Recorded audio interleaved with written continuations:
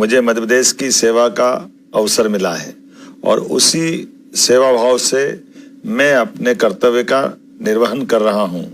जब मैंने मुख्यमंत्री के रूप में इस महत्वपूर्ण पद की शपथ ली, तब से पूरा प्रदेश ही मेरा परिवार है।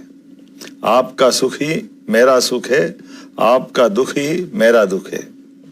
आदरणीय प्रधानमंत्री श्रीमान नरेंद्र मोदी जी के कुशल मार्गदर्शन में मध्य प्रदेश तेजी से विकास पथ पर आगे बढ़ रहा है।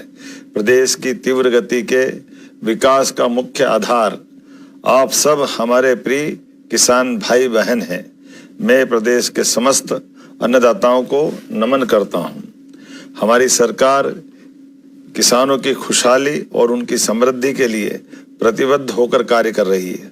हम न केवल उनकी आर्थिक उन्नति के लिए संकल्पित हैं, बल्कि उनके जीवन में सुख और आनंद के सूर्योदय का प्रयास कर रहे हैं। किसानों की आमदनी बढ़ाए बिना प्रदेश के सर्वांगीण विकास की कल्पना अधूरी है। हमारी सरकार किसानों के हर सुख दुख में साथ है। इसी का परिणाम है कि मध्य प्रदेश सरकार निरंतर किसान हितैषी ऐतिहासिक निर्णय ले रही है। आज मैं आपसे ऐसे विषय में संवाद कर रहा हूं जो हमारे प्रदेश की आत्मा, हमारे अन्नदाता यानी किसानों से जुड़ा हुआ है।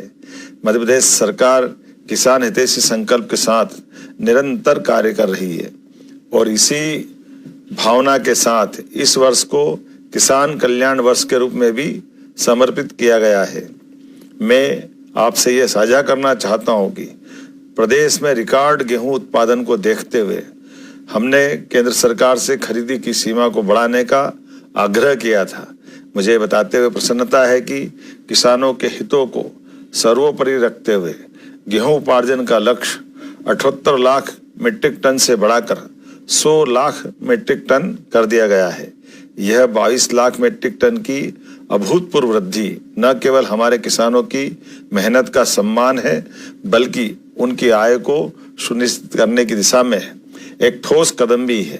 इसके लिए मैं यशस्वी प्रधानमंत्री श्रीमान नरेंद्र मोदी जी और भारत सरकार का हृदय से आभार व्यक्त करता हूं। मुझे बताते हुए प्रसन्नता है कि आज से पूरे प्रदेश के छोटे बड़े सभी किसान भाइयों से समर्थन मूल्य पर उपार्जन के लिए जो स्लॉट बुकिंग करना चाहे, सभी के लिए स्लॉट पूरी तरह से खोली जा रही है। गेहूं उपार्जन अब सप्ताह में 6 दिन होगा और शनिवार को अवकाश नहीं रहेगा। उपार्जन केंद्रों में समर्थन मूल्य पर गेहूं का उपार्जन भी निर्बाध गति